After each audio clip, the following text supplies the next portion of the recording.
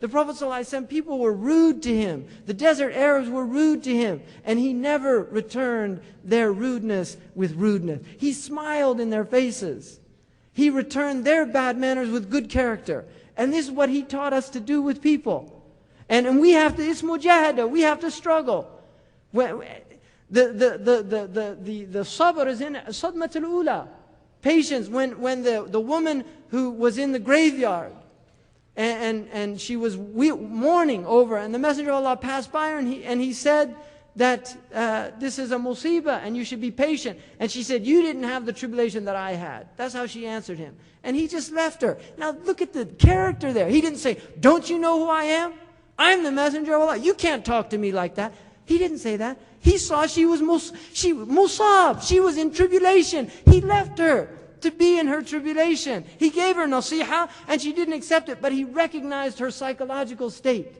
She was in a state that it was not useful or beneficial to continue with her, and so he left her. This is wisdom. This is hikmah. And then he went to his house and somebody came by and he said, don't you know who that was? That was the Messenger of Allah. Suddenly remorse entered her heart.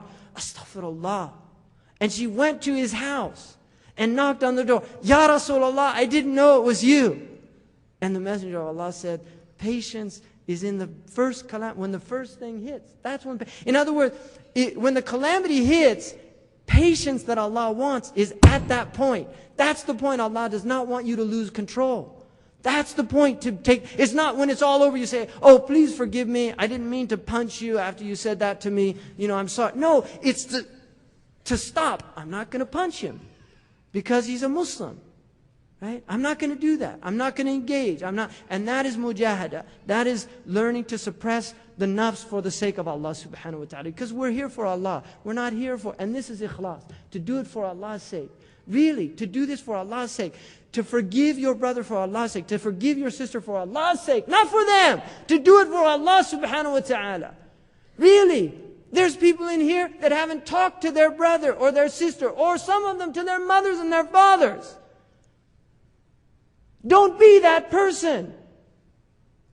Don't cut off your bloodship bonds. Don't be that person.